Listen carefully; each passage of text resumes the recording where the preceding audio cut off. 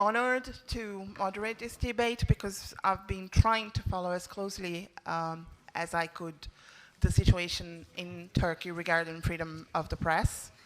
The latest episodes are only the last in a long line of worrying episodes. And today we're standing with people who can tell us what the situation is and also tell us some personal stories of what they've been going through, but also give us a wider context, the political and the recent scenario of the anti-terrorism policies that are affecting freedom of the press directly in Turkey. Just a few days ago, President Erdogan's security detail manhandled reporters and protesters, a very small group of protesters in Washington, D.C. at a book event at the Brookings Institution. It was just a bit of a cartoon of what's been happening to Turkey's free press since Erdogan was elected president in 2014, but he had been for more than a decade a prime minister.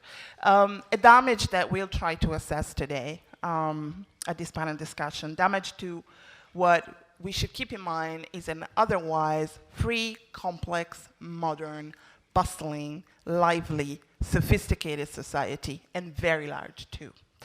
It's also a key player in the refugees issues and in a number of other issues on a European and international level. Since Erdogan has become president, but even before that, newsrooms deemed critical by the presidents have been attacked, like Cumhuriyet. Journalists like Can Dündar and Erdem Gül were arrested and charged. We'll hear their story today, charged with espionage.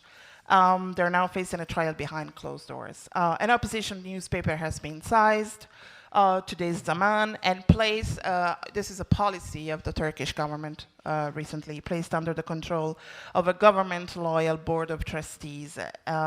Foreign reporters that for us as, I work for Reportedly, that works mainly with reporters and citizen journalists on the ground. Frederike Gerdink, a Dutch journalist who's mainly working in Kurdish areas, was deported back to her country, Holland. The crackdown on media has obviously affected free elections and the whole political scenario. It's making it increasingly more difficult to tell what is happening on the ground, especially in Kurdish areas. For example, the towns that have been under a curfew in recent months. Reporters Without Borders, this number has been quoted widely, has ranked Turkey today as number 149 in the World Press Freedom Index. I would like to introduce you to the colleagues, journalists, who will be helping us to map what the situation is on the ground at the moment. I would like to start from the end of the table where Rachael Jolley from Index on Censorship is. Rachael is the editor of the global quarterly Index on Censorship magazine, reporting on free expression issues. And she's also a very experienced journalist. She's been working for a variety of British media and also on television and radio. Just next to her, I think, is Murat Coban, right? Did I get it right? Who's the vice director of P24, and I would like you guys then to explain what P24 is, because I think that's interesting in the first place. He's also the editor of Peace Portraits, which was launched to commemorate the victims of the Ankara blast, very recent terrible attack. Just near Murat and Rachael is Baris Altintas from P24, Istanbul-based journalist and blogger, mostly focusing on domestic politics in Turkey, but also on environmental issues and a number of other issues, including internet freedoms and censorship. Currently, she's conducting work regarding freedom of information legislation in Turkey and around the world. Just closer to me, Kadri Gursel, did I get it right? Currently from Al Monitor, formerly for a long time at Cumhuriyet. If you knew the story of the journalist who was fired for a tweet, There he is, but the story is much longer and bigger than that, and Kadri will tell us later. He was also kidnapped by the PKK for a number of days and in the 90s, and actually told that story in a book, one of his books. His most recent book is called Turkey and portrays the evolution of authoritarianism of the AKP, Erdogan's party in Turkey. Finally, just beside me, I'm very proud to have Canan Coskun. Okay, got it. From Cumhuriyet.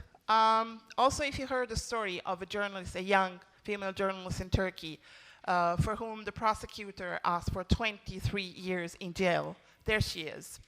And she'll tell us her story. Canan is a legal affairs reporter, so there's a specific kind of reporting that she's been doing.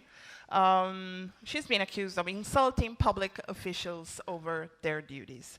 And she'll tell us more about the investigation that she made into a lottery related to a housing project.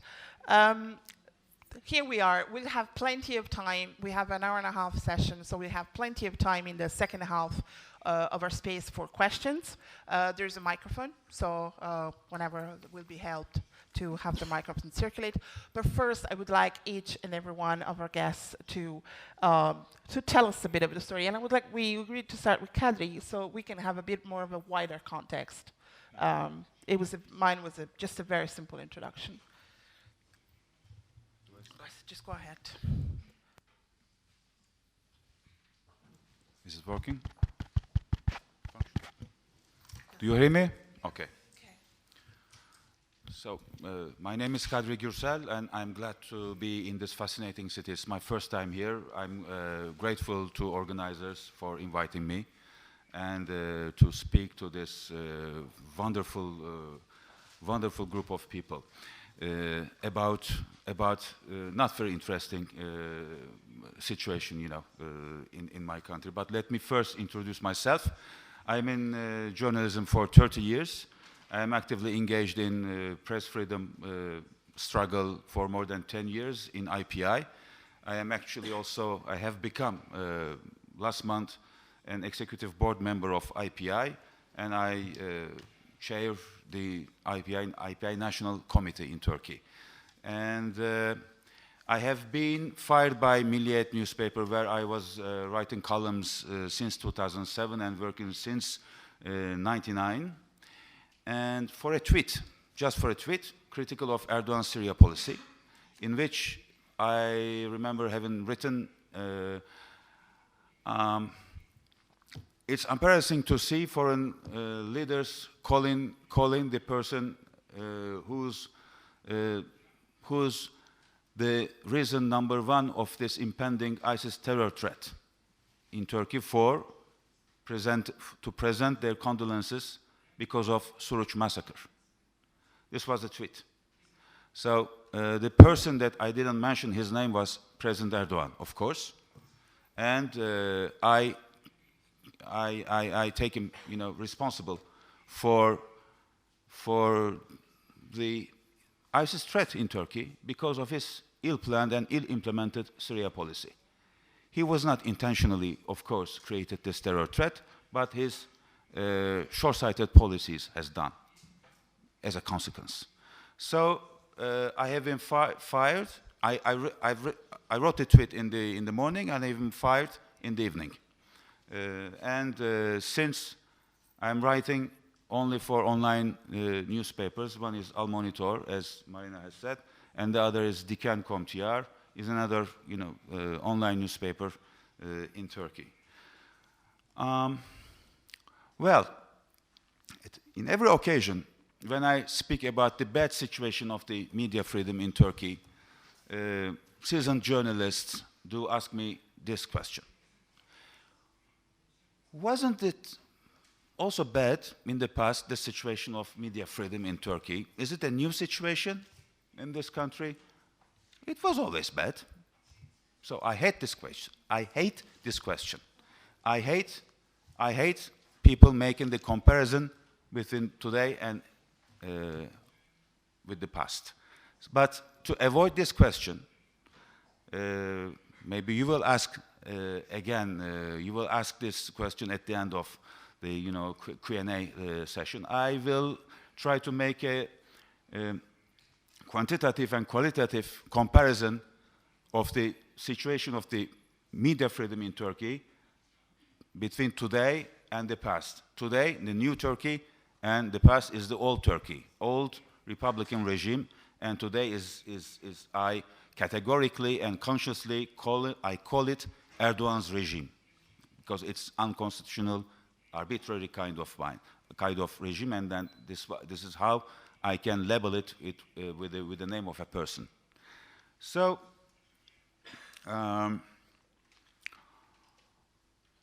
I have to admit one reality first, that paradoxically, we journalists, we had the freer time in our professional lives under any elected government in AKP times, in the first period of AKP rule between 2003 and 2007.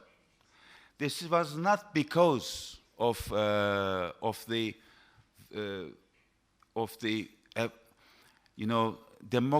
pro-democracy leanings or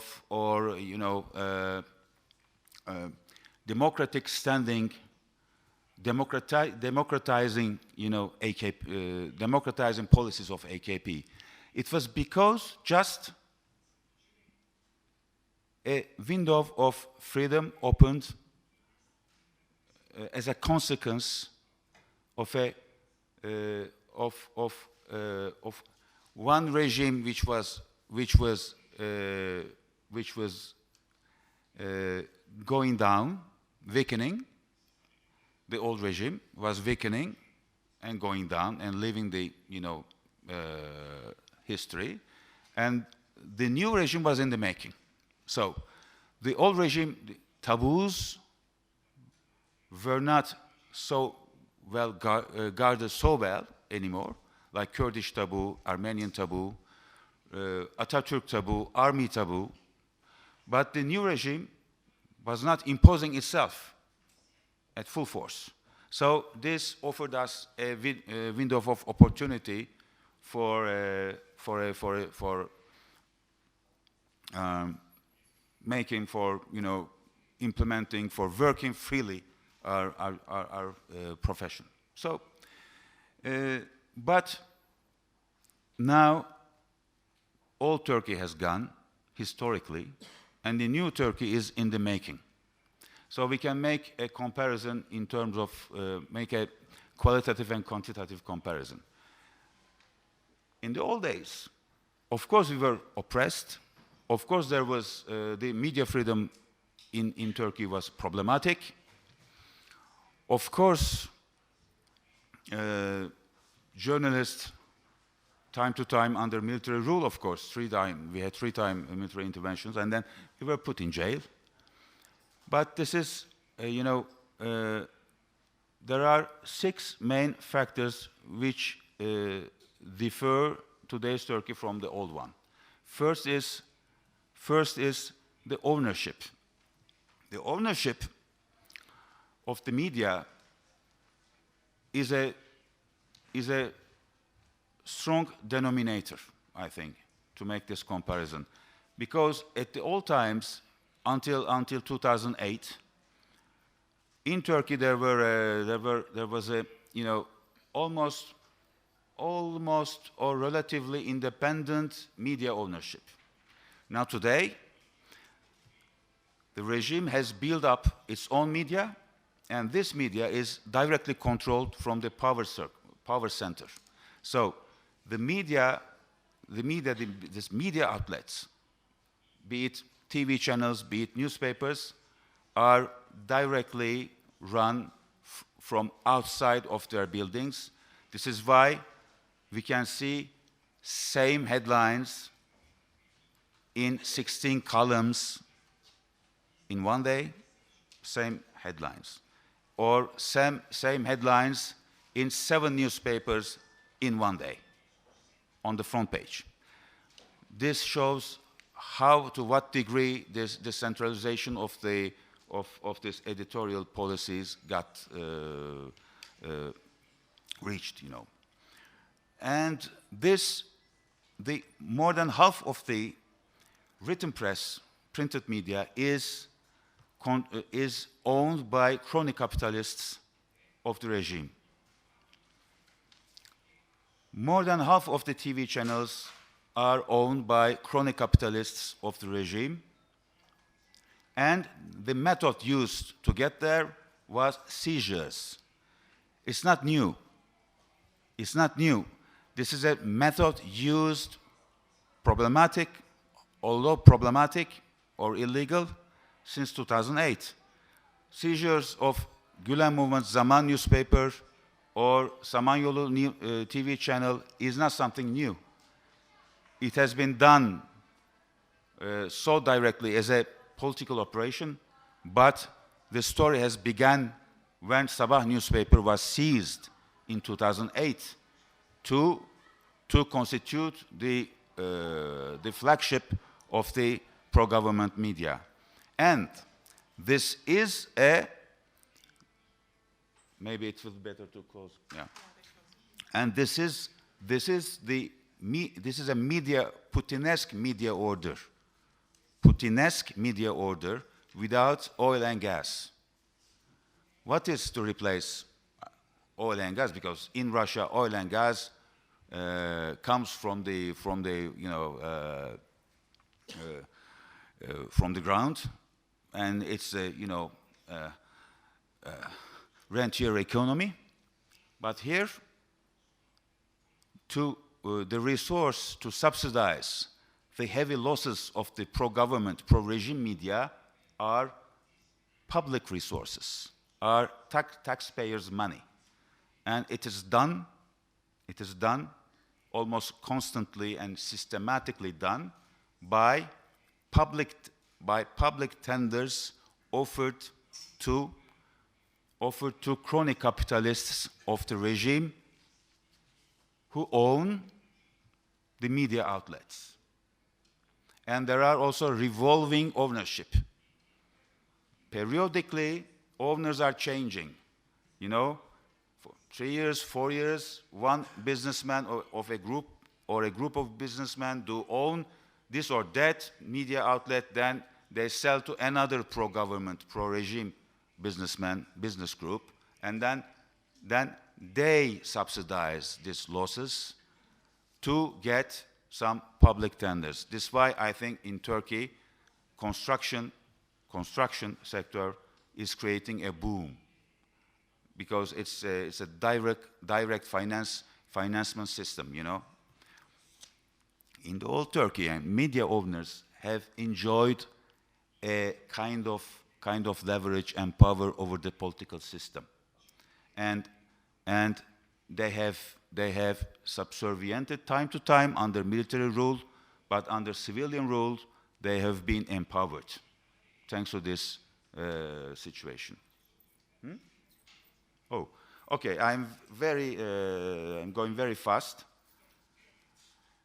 There are firings. Thousands of journalists have been fired under government pressure. Almost 500 people have been fired, 500 journalists have been fired in 2015, between 450. It's not easy to determine the exact numbers, but this was not the case in the past. The competitiveness has lost. We have lost the competing journalists with each other. The corporatist, more or less corporatist order has replaced the competitive media landscape in Turkey. In the old Turkey, the media landscape was more or less competitive. There was a competition. Now there's no competition because there's no media freedom left, and in operational cases, some so-called official journalists are appointed to report on this or that case. Imprisonment of journalists has been an instrument to muzzle the press. In the past, journalists have been imprisoned or have been faced trials for insulting Atatürk, for insulting Turkishness, but this time, this has become the conveyor or an instrument of a regime change, or transforming the media, or transforming, you know, or liquidating a generation of journalists. Politicization of the tax inspection has not been the case in the past.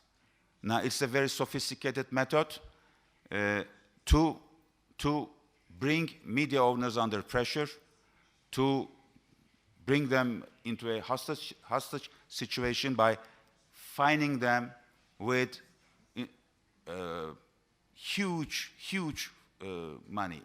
For example, Doğan Group in 2009 have been fined by to almost, I don't know the exact figure because they have been fined many times, but it I think it passed $2 billion totally, and at the court it has been reduced to 800 million. So and sixth, I'm now finishing. And sixth, insult cases and defamation and insult cases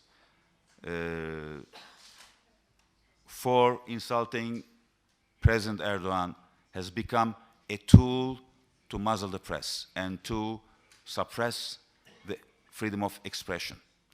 One difference also remains to quote, to remind. In the 90s, journalists were killed. Many journalists and many intellectuals have been killed by death squads, and these are murders that have not been, you know, clarified, and still it is under a blackout. Today, they don't kill journalists. They don't, for instance, kill journalists. But that does not mean that they won't kill. But we are not grateful for not being killed. We want our freedom back, but we will never be grateful to Erdogan regime for not killing journalists. Thank you for your attention. Thanks, Kadri.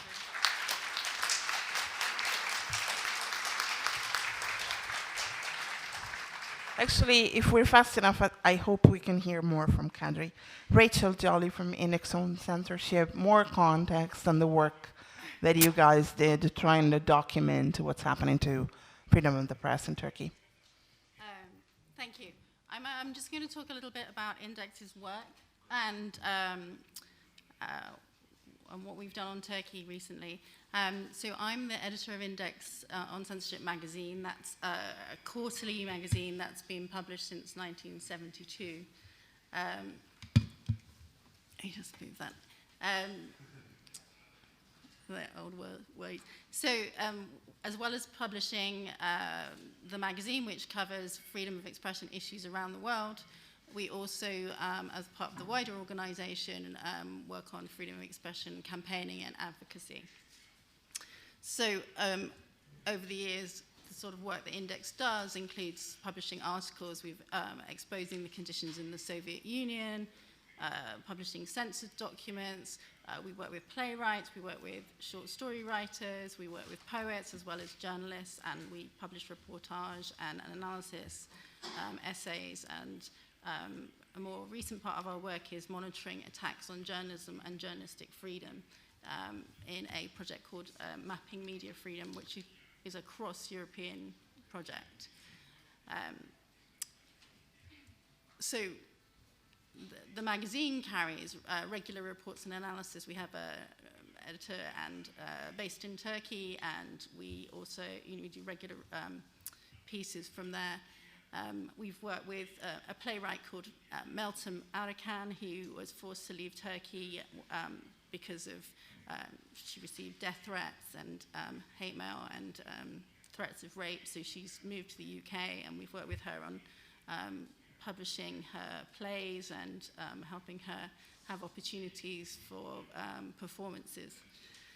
She was nominated for an Index Award, an annual award process that we have every year. Am I too far away from the mic? So Meltem Arakan, I was just saying, we work with a Turkish playwright called Meltem Arakan, who was forced to leave Turkey when she received death threats. We've been working on bringing the spotlight on her case, and also helping her find opportunities to have her writing published and her plays performed. So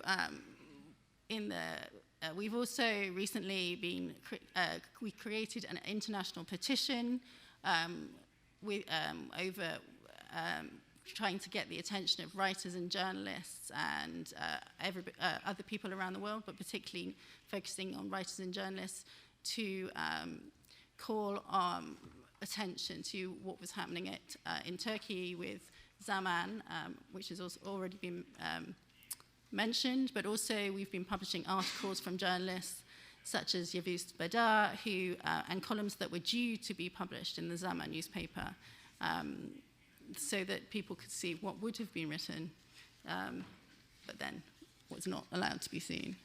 And the last thing I'd like to mention is the Mapping Media Freedom Project. I've got some flyers here, which I've left just outside the door. And this just shows the reports that we've had about attacks on media freedom in Turkey specifically in the period since April 2014. So now I'm going to pass it on to someone else. I just wanted, I think we'll get back to you, Rachael, because I think at the end we'll have to answer somehow the question of how can we help you guys, because I think this is, the documenting is a huge tool. The documenting and telling of what is happening in Turkey is a huge tool, but we can't probably stop at that. I would ask Murat and Baris to, first and foremost, you decide who's going to explain what the P24 is. Do we turn this on? Baris, okay. Can you guys hear me? Okay. Hi, my name is Baris. I'm with P24. We're a civil society organization founded in 2013 to support editorial independence in the Turkish press, which is no easy task, as you might have, as people have told. And we do a lot of advocacy work, both nationally and internationally. We work together with Index as well. We're also into arts and culture. We have a very popular cultural website called K24, which Murat will talk more specifically about. We try to do we try to offer educational support to journalists and others who might need help in using access to freedom of information laws, and many other things that I'm not going to go into here, because I'll take any questions about P24 later. Now I just briefly want to add to what has been said about the situation in Turkey. So this session was actually based on, I think, a report written by Andrew Finkel called Press Capture, and I am not going to assume that you've all read it. And don't worry, you don't need to, but it's a very valuable document giving a very good summary of what's going on. So like Kadri has said, and like Rachael has said, almost all mainstream press institutions have been taken over, journalists fired, people can't find jobs, and it's a very scary situation. And I just want to give, I'm not going to take too much of your time, I just want to give some solid examples of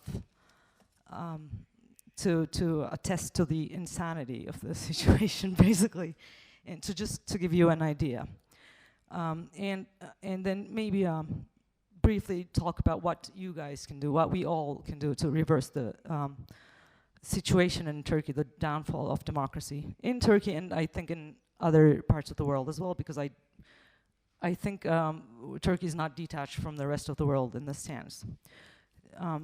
So as Kadri said, we don't really have a mainstream press anymore. So online media has been the place to go for many journalists or people who want to do some real reporting. And Murat will tell you more about that. But there are about 3 ways of censorship and intimidation techniques the government has been using extensively against online journalists, also those in print. We don't have many left. We have the Kurdish media and some left-wing newspapers who are actually still being printed. And one of them is the presidential insult cases. You might have heard about these, but I want to give you some numbers. So between August 2015, when our grand leader was elected president, until March 2016, 1,845 cases of insulting to president were launched against different people, many of them being journalists. So anything you say, any criticism you direct at His Holiness Erdogan, is met with a lawsuit. And in many of we don't getting figures on the from the legal system is not very easy, but many of these people have been handed down jail sentences because under the Turkish Penal Code 299, insulting the president is a crime, basically. And as you can imagine, we're talking about 2,000 cases. Not most of them are these. Most of these are not really insults in a technical sense. Again, to attest to the insanity of the situation, I'm going to give you an example. In the Kurdish town of Diyarbakir, 2 children, one 12, one 13, were actually arrested for insulting the president after ripping off a banner from a billboard, because the banner had a picture of Erdogan. And they were actually taken to court, but Erdogan said, okay, they're children, we'll leave them alone. And this was actually used extensively by the pro-government media to show our president's love of children and how what a great person he is to pardon these children. So there's they're very good at twisting things and using things as part of the overall government propaganda machine. And in another example, I know these are not about the press, but I mean, you can only imagine how this article is being used relentlessly against the press by these examples. A couple who were in a divorce process, the wife said her husband had insulted the president. So that actually, ordinary citizens are using this in personal dealings, and this is only one case. There are some other cases like that as well. So this basically goes to show how these insult cases have really gotten out of hand, and you can only imagine how they're being used against the press. You're just not allowed to say anything. Secondly, Murat will talk more about online media, but as you all know, just jailing people is not the only way, and it's not really even effective because it brings a lot of protests from foreigners. And people call you a dictator, people call you bad things. So I'm going to talk more about the more subtle forms of censorship. And indexes numbers on this, but we have currently 110,000 more websites are banned in Turkey. Because we have draconian internet law that actually allows blocking access to websites without court orders. And I'm not going to go into detail on that. But recently, but that hasn't been enough for the government. So as you know, as Kadri said, many people do not like our government's foreign policy. Well, you can't criticize them, but and as a result of their foreign policy or not, Turkey has become a target for terrorists. In the past 6 months, we had 7 major, very deadly terrorist attacks, as you might know. And after all these cases, the government issues a gag order. You can't report on these for a number of days. And these are announced instantly, no pictures, no broadcasting on any of the bombs. And what we had was, in all of these bombings, the internet, especially access to Twitter and YouTube, social media would slow down considerably for up to 8-9 hours after all these attacks.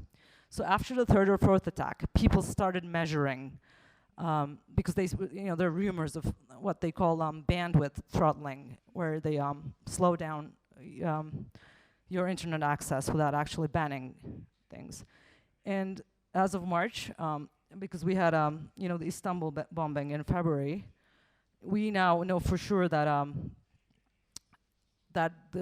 Turkey is actually throttling the internet after all these attacks. And I highly recommend this website called turkeyblocks.org, because where you can see evidence, because they used Raspberry Pis, these little microcomputers on a number of locations, and they've been gathering data. So it's more than rumors. We know what they're doing.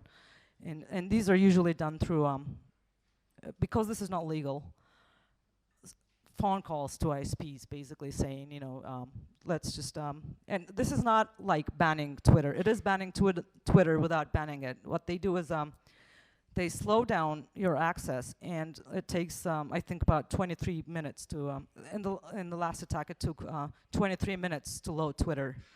And nobody's gonna, deal with that. So you basically can't access the internet. And I am saying this is important because now we have evidence of it, and nobody has really spoken of it in the Turkish media as well, but we know that they're doing that.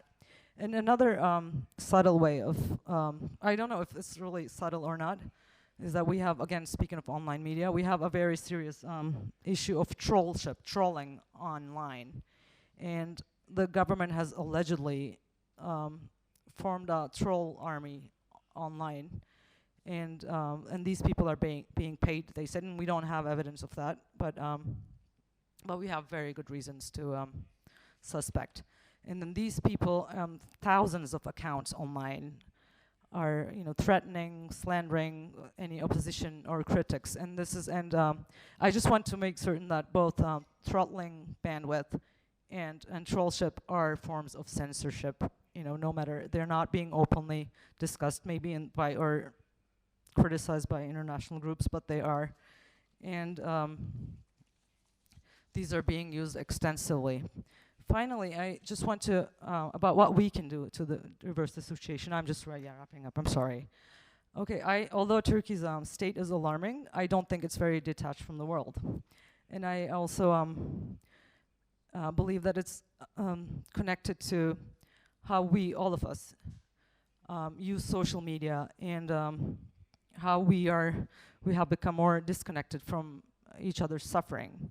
And so we're at this time. I don't want to offer a social criticism, but the world's biggest refugee crisis is going on, and people are more concerned with the posting a picture of the cappuccino that they had than connecting with human suffering. I think it's highly important that critical media and journalists and ordinary citizens now who are trying to stay out of these censorship techniques and report on what's going on in the Turkish Kurdistan or other places, or there are a lot of areas of resistance that we can't talk about because we're running out of time. But I think these people are the only chance that we have, and they really need to be supported, so we can form some sort of global solidarity. And I think that's the only way we can fight fascism anywhere in the world, not just in Turkey. Thank you.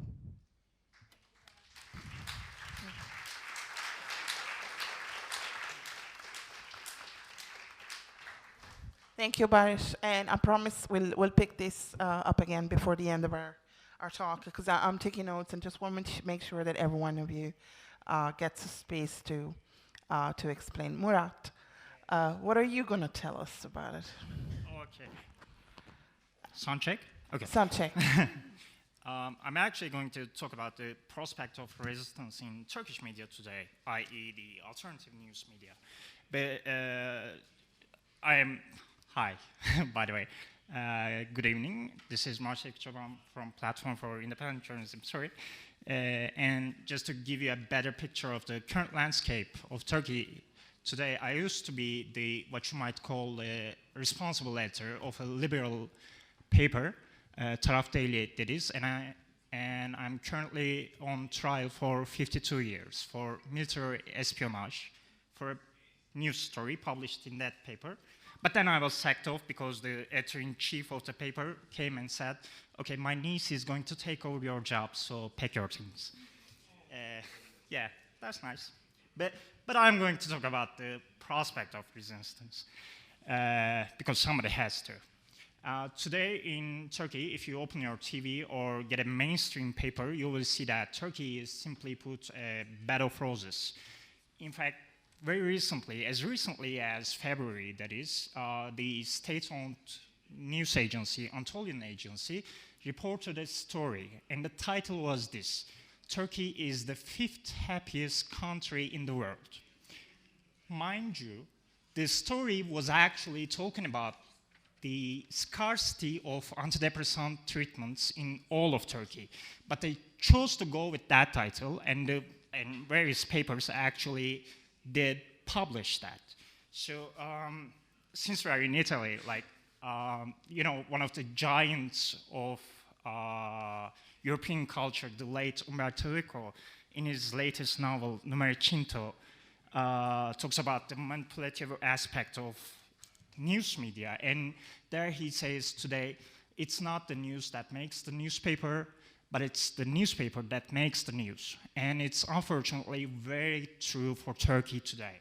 So, but the horrendous state of the news media today in Turkey has come to have a product, and that is the look for alternative news media. And when we say alternative news media, we're actually talking about online news media. At roughly the same time, the Anatolian News Agency was publishing, reporting their, the 5th happiest country in the world news. There was actually resistance in Artvin, in the northeastern city of Turkey, and it was led by peasants against gold mining. And that tolls were rising in Kurdish cities, where people were stuck in basements, as the government denied emergency ambulance access to all those people. And only a few weeks later were we to hear about an I should say alleged child sexual abuse scandal in central Anatolia, involving a foundation which had very close links to the government. So today we know all about this in Turkey because of the alternative news media, because they did report it. And they did it at all costs, despite political and economic repression, with very little or no sources at all, and in large part thanks to what we call a media morphosis, everybody becoming a journalist nowadays, or acting as a journalist. So the traditional, everybody is talking about the censor and the blockings of the traditional media, but in online newspapers, in the online news media, people actually, what they do is, they block your site. You don't know about it, but if you are blocked, if you are blocked entirely, then what you do is, let's say the name of your website is Perugia, and you just open up another news site called Perugia 1, and then Perugia 2, and then Perugia 4, and then Perugia 6, because they will keep blocking it in less than a week. And you keep opening up a new news site, because that's what you have to do. So there are actually in Turkey currently very, highly regarded news sites that are called something something 13, something something 14, something something 7. That's the case, really.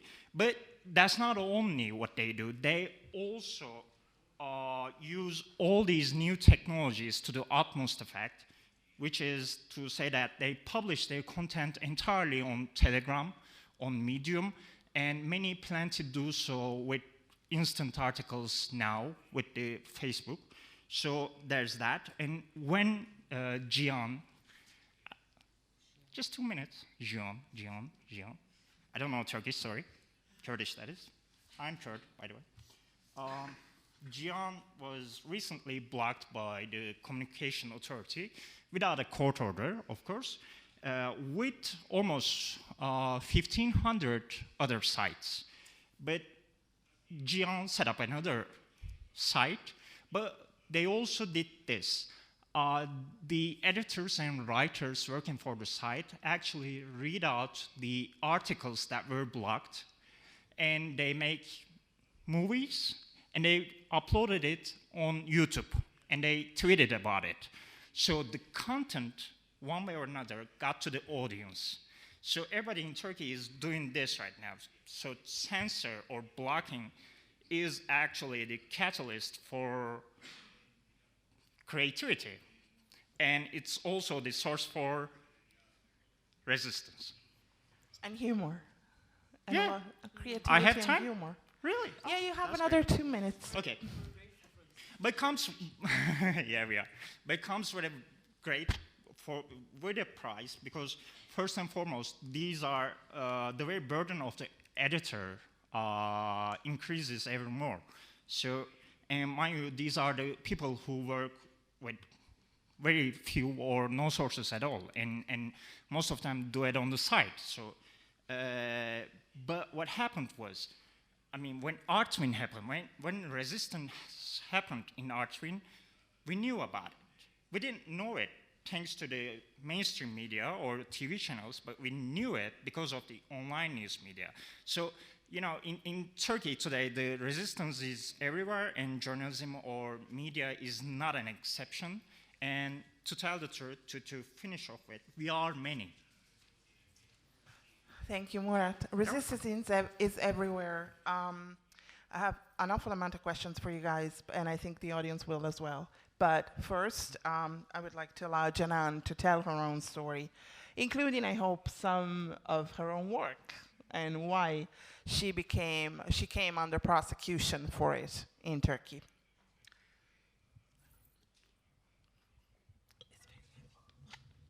Is it working? My name is Canan Coskun. I'm court reporter on Cumhuriyet. I would like to begin my speech with the hope to attain freedom journalists who were arrested for their journalism in Turkey. If we talk about freedom of expression and freedom of press in Turkey, Turkey is not a country where the freedom of expression and freedom of press. We live in a country where the opposition TV channel and a newspaper confiscated in a night. We are witnessing a text message they dismissed, or colleagues working in, for example, Daily Zaman or other against newspaper. We have witnessed that Cumhuriyet Daily Chief Editor Can Dündar and Ankara Representative Erdem Gül arrested for news about MIT trucks carrying weapons to Syria. I'm currently facing more than 23 years in prison on charges of insulting public official over their duties for the reporting to right to Cumhuriyet. Have been official were able to both discounted residence from a public estate company. By the way, I'm 29 years old. This imprisonment almost equal with my age. The judge will make a decision on 26 May, by the way. These are just a few examples of what happened in Turkey. I need to include to this example journalists who were arrested for being excited, were arrested because blah blah, and for example, 4 academicians arrested because they are want a peace, because they are sign a petition. I think that it is difficult to talk about judicial independence in a country, President Erdogan having been recognized the judgment and other academicians, for example, are under pressure. The most concrete example is that Erdogan, for example, you know, maybe Erdogan said, I won't let him get away with it against Can Dündar in live interview, and against for Can Dündar news about MIT truck, and then Can Dündar and Erdem Gül arrested after just 7 months. All these example, it's not an of being afraid. We are trying to survive in Erdogan's regime, Erdogan's Turkey.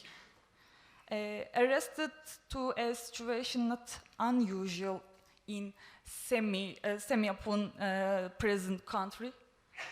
For example, we ask to each other every day in the Cumhuriyet like that, what will happen in Turkey? Let me answer here again. It expects to darkness to Turkey. I think we will feel more fascism. Like that. Thank you so much. Thanks. I want to remind everyone that if you want, you can ask questions to our guests. I think yes, of course. Peter Griste, who knows a thing or two about freedom of expression, was mentioning today that this space of freedom of expression is shrinking, and it's shrinking sometimes along with the terrorism threat brought into the political and public debate as a ghost or, dark monster. I have a question as you warm up for questions, and the microphone will just come around for you. My one question, and any of you who feels like answering may do that, of course, is we mentioned individual cases of prosecuted journalists, fired journalists, in many ways, or sometimes individually, sometimes in pairs, sometimes in groups. But what we saw in the last few months were also riot police entering newsrooms and destroying archives, or armed guards, armed policemen sitting in Zaman's cafeteria, tear gas employed in just outside in the street because protesters turned up to try and defend, try and protect a newsroom. And mostly, when we talk about censorship on internet, we saw an incredible reaction from the people, a humorous reaction, some of what Murat was mentioning. What happens when it's journalists under attack, individual or individuals or newsrooms? Do you get the feeling that public opinion is on your side, that the public is siding with a free press? Who wants to try and give an answer to this? Kadri? Yes. You feel like? Kadri and Baris, okay. What? Okay.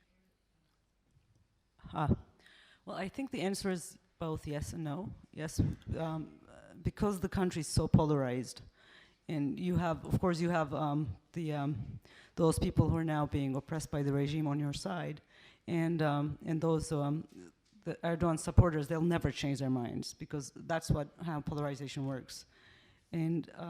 But I also feel, I don't know, I might be wrong in this, that after the Gezi protests of 2013, there is a level of, I don't want to say giving up, but people are maybe less vocal in terms of in terms of street protests and showing their rage. Maybe because living under a dictatorship is exhausting. It's taken its toll. And then there is a loss of hope. And then I think the reaction has been a little bit more, the support has been a little bit more limited than what it should be because of that general exhaustion of, trying, working, and not getting any results. And also I'd like to remind that 8 people died in the Gezi protest, so that's, there's loss of life, and so that's a lot of that's a good reason not to. Not to maybe, go. yeah. Kadri.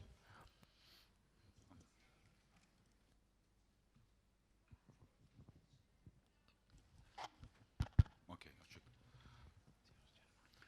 Yes, polarization works, and half of the population, maybe more than half of the population, do believe to the government regime or regime's propaganda, blaming journalists for being spies, terrorists, or plotters, coup plotters.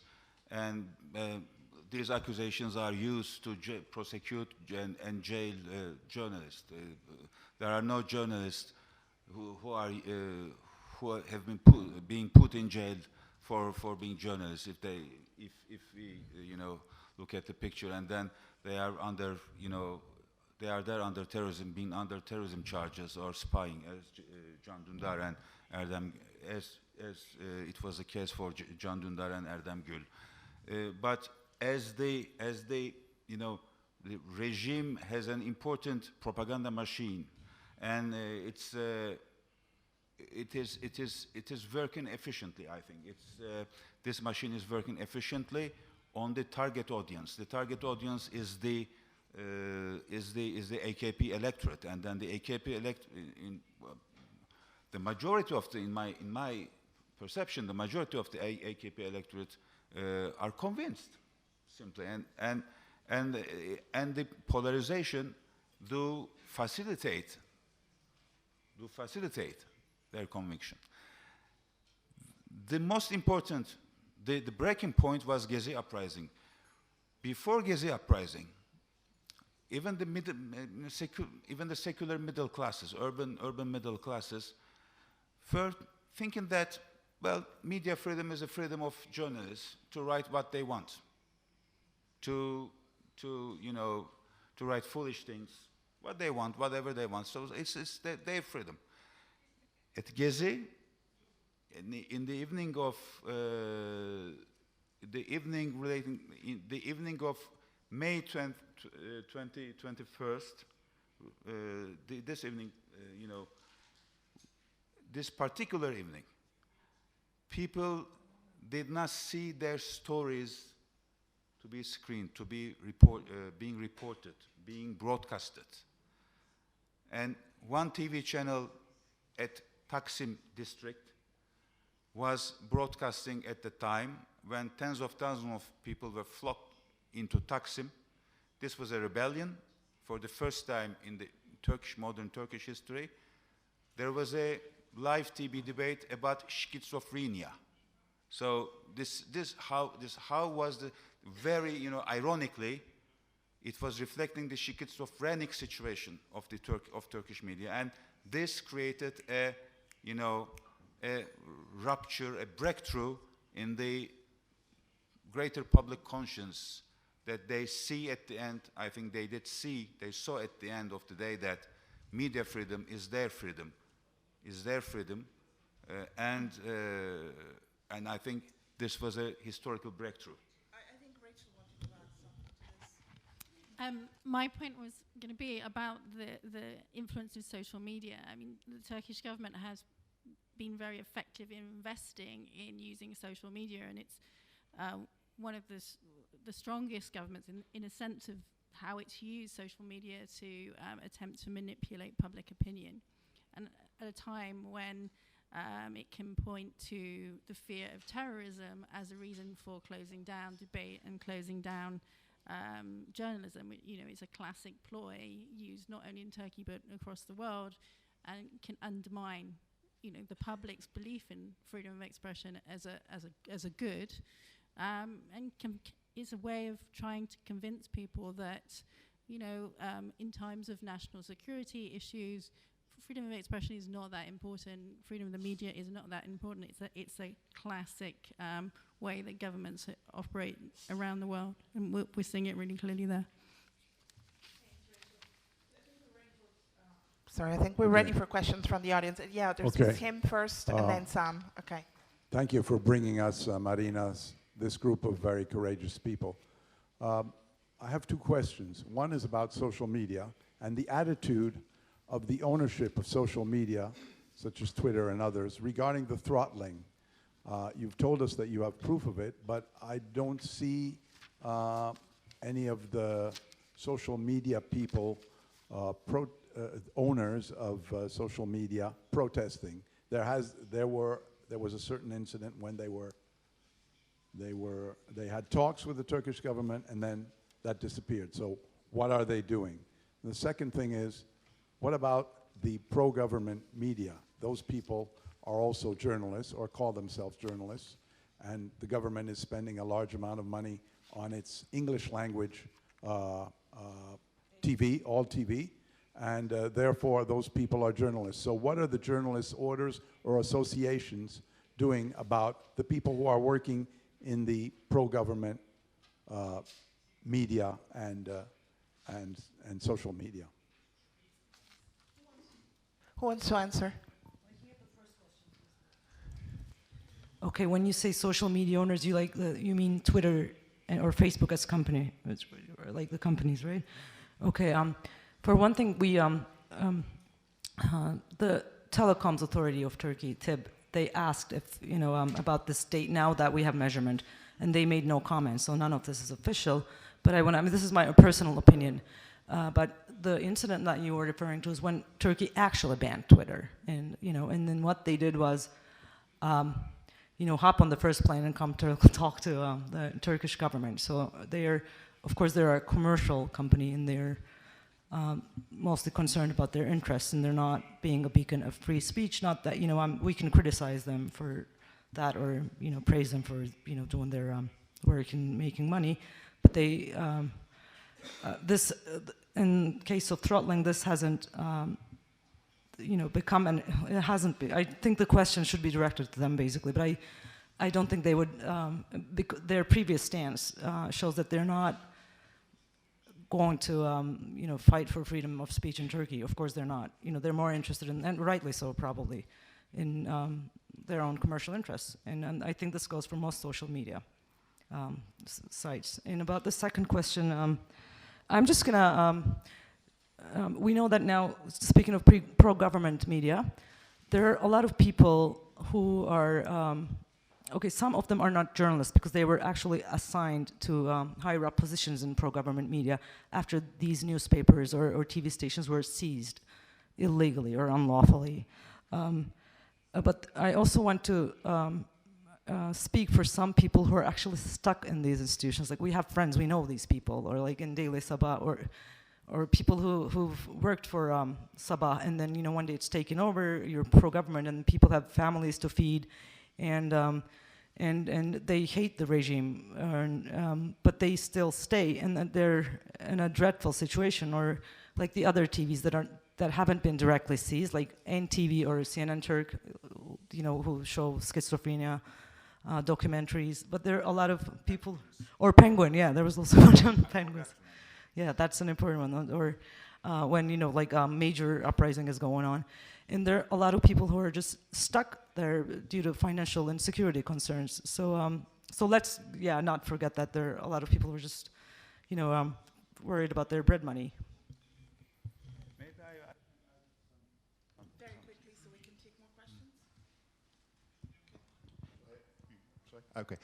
Sam W. I'm co-founder of Eyewitness Media Hub, and also lucky enough to be a resident of Istanbul. So I admire all your work and everything you do. Thank you for being here. My question is about Europe, really. I know, Kadri Bey, you've traveled to the Council of Europe many times, and European Union obviously has had lots of negotiations with Turkey and the Turkish state recently. How do you feel the European institutions and European countries in general are supporting the cause of media freedom in Turkey? Are we getting enough support? Could the support be different? How would you like to see Europe support the cause of media freedom in Turkey? Okay. Well, it's a pity for Europe, but it's a pity for all of us. I think. Okay. It's a pity for Europe, and it's a pity for all of us, because Europe has lost its leverage on Turkey long time ago. At the end of 2006, when some chapters were, you know, have been suspended because of the Cyprus question. The engine of Turkish-European relationship, which was a negotiation process, has been suspended, actually, and it exists only de jure, but in fact it does not exist, and so Europe has no teeth, you know. It could have been different. It could have been different if Turkey would have offered a well-functioning and on equal footage, you know, a well-functioning and, you know, negotiation process with no open end, because it was a exception. Thanks to this negotiation process, then the formidable alliance which was formed thanks to the Europeanization process of Turkey between Istanbulian bourgeoisie, Anatolian bourgeoisie, the media, the pious Sunni classes, Kurds, you name it, could have served as a prothesis to refrain, to prevent the authoritarian drive which was already existing, you know, potentially. You know, this could have prevent the AKP rule to become authoritarian at the end. An active, dynamic, foreseeable Europeanization process, the European perspective. Now, I have to admit that the only world power which Mr. Erdogan takes into consideration, takes into account, is America, is not Europe. With Europe, it's a question of bargain, and then failed. Europe has failed in the latest occasion by, lowering down its criticism, by postponing, the reveal of the progress report after the election, which was normally expecting to be revealed before the November the 1st election. And such concessions made by the Commission and by European leaders have empowered the regime in Turkey, and now these criticisms has lost its force majeure on Ankara. I am sad to say that. Can I just make a quick point? I think we've seen the fact that the migration issue is at the top of the European agenda, and it's become, it's so important in every country, including the UK. When the EU goes to negotiate with Turkey to get what it wants in terms of migration, we've seen a massive power shift. I mean, the EU is the one saying, please do these things for us, and it then is giving away its power to, demand other things. And I think that's really, really concerning. There was another, there's a question already booked there, and him, and then her. Well, we'll try. Thank you to all our guests for such an interesting speech. I would like to ask you if, as you have told that freedom of speech is a powerful indicator of democratic quality, if do you think that actually Turkey is becoming a totalitarian state? And if not, how could the refugee crisis and the Daesh menace, how this could affect to democratic life in your country, in Turkey? Thank you so much.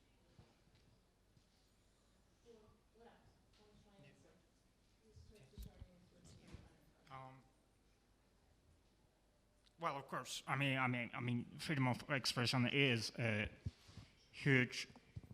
Sorry, I didn't really get the question. Sorry. Yeah, of course. I mean, we are past becoming. I mean, we are already a totalitarian state right now. So, and there's no going back.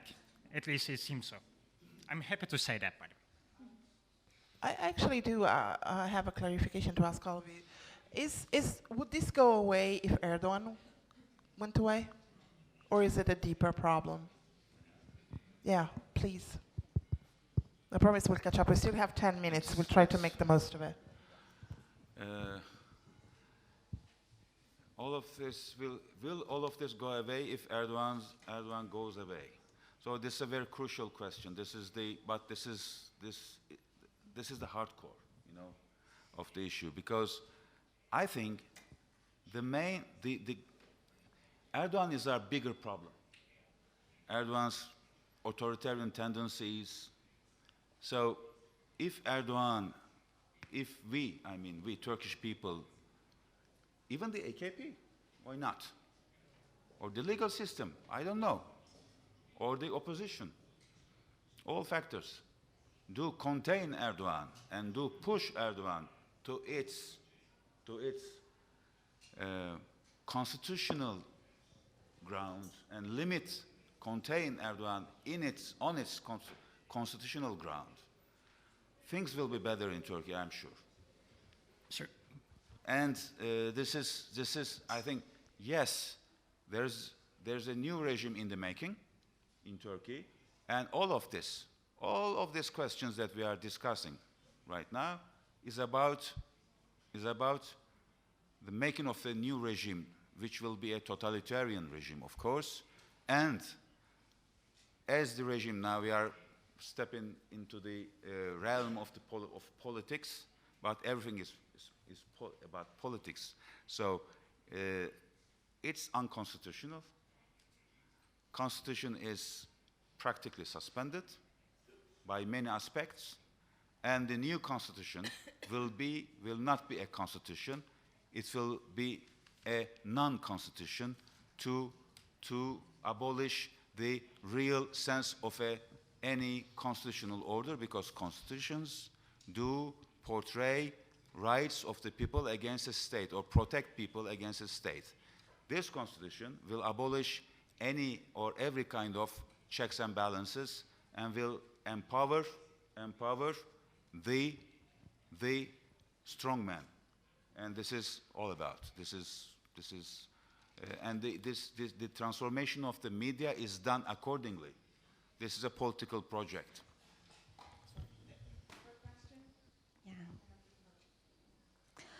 First, I wanted to react to Kadri's comment.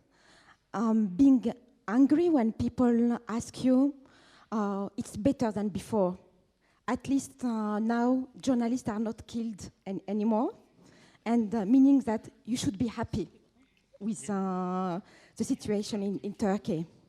Let me tell you that it's a very familiar comment, and that upset me as much as you when people tell me that the situation, is it not worse now than before the Arab Spring, when people were repressed?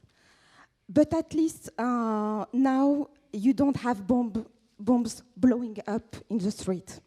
So that the situation was better before the revolution. I'm from Tunisia.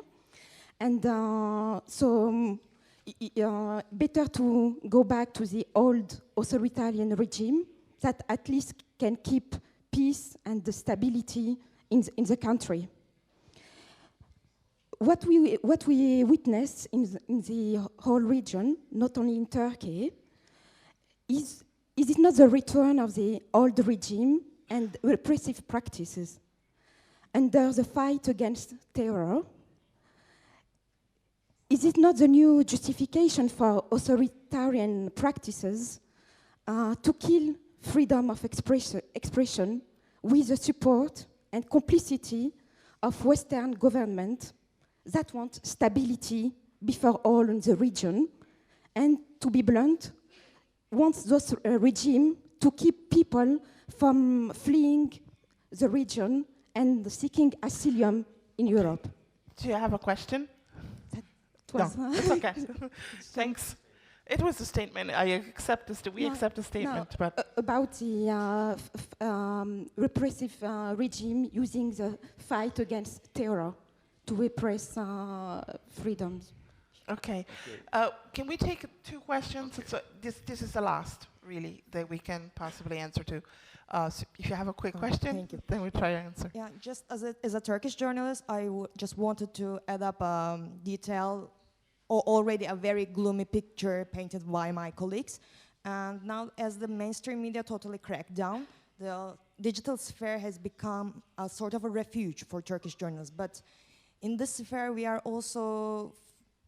having so many attacks in very different forms. And for example, online abuse against journalists in Turkey is really rampant, especially sexual abuse against female journalists, death threats, implied death threats, and also smear campaigns organized by the troll armies paid directly by the government and some pro-government columnists, and also technical interference like DDoS attacks, blockings that they have already mentioned.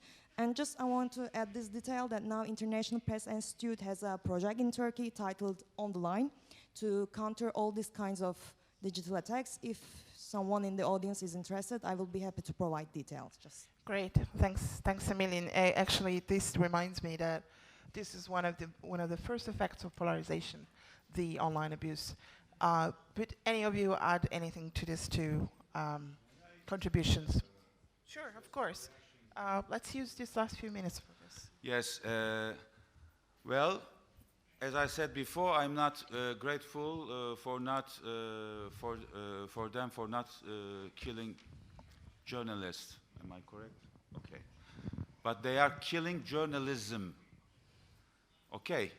We are not killed, for instance, but the atmosphere is so intoxicated, is so hostile. I am receiving death threats. I received death threats. And my colleague Gursel is witness because she is covering. And today she told me that I have receiving death threats on this social media, etc. Okay. And police called me that someone has called in Diyarbakir 155, it is equal to our 911, American 911. He was going to kill me in 15 days because what I have written about the president was a treason against the country, etc., etc. So now I have the right to have a partial police protection, bodyguard. But now, the new regime in the making has muzzled and has oppressed and has exterminated media freedom in Turkey in a very diverse, very sophisticated and multiple ways. And the methods are used, when I compare this, as I said in my intervention, are very diverse, and they are there to stay, and they are there to transform the media in a very negative sense and direction in an inexorable way, okay? Inexorable way, and there will be no point of return. And journalism is agonizing in Turkey, and they are killing journalism. They don't kill us, but they condemn us to hunger, They condemn us to be excluded forever from the professional, from professionalism, and which is, with what are they replacing what we are losing? With nothing. It's not journalism. This is not one kind of journalism is replaced by another one. No, not at all. They are killing journalism to be and replacing with a propaganda machine. They are not journalists. I insist. I can discuss this with anyone who wants. They are not journalists. They are the, mouthpieces or a kind of secretariat writing or, voicing what is imposed on them to do. So it's about a matter of time, I think. Okay, so that's it. Okay, sorry, I just, at that point, I don't want to be controversial in the last 3 minutes or disagree with anyone, but Turkish Armenian journalist Hrant Dink was killed in 2007 when this government was in power, and they did everything to cover that case. And again, extrajudicial killings in Turkey, the previous ones, like in the 90s, of journalists, I think were not, masterminded by the governments, but other powers behind the scenes. And so I think it's, I don't think we can't say they're not killing journalists. I mean, Hrant Dink is just one example. And also I would like to remember and maybe remind all of you of Tahir Elchi, a Kurdish human rights activist and a lawyer who was killed in in November of last year, I'm sorry, and which was also an extrajudicial killing. So so I just want to, I think it's hard to say they're not killing journalists. Maybe not, not the Tayyip mechanism is, but I don't think we're completely free of that. And I don't think we ever will be in relation to the earlier question. Even if Erdogan leaves, I think we'll have more of that kind of... Thanks, Baris. I would like, on behalf of all of us, I think, to express our strongest solidarity and promise that we'll keep on following what's happening on the ground as best as we can. And I would like to thank you all for telling us these stories. And I would like to remind everyone that, for one, Canan's verdict is expected on May 26th. And we keep an eye on that, of course, and the trial, the behind closed door trial of Cumhuriyet editor-in-chief and Ankara editor. Thank you all, and keep us posted, because I think there's a lot of people who want to know and who are by your side. So thank you so much.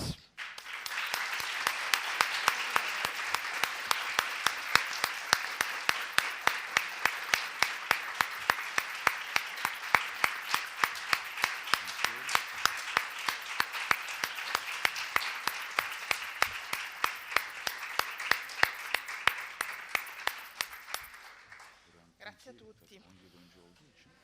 Ben atladım ama doğru haklısınız. İyi ki hatırlattınız yani. Yeah, of course. I'd like to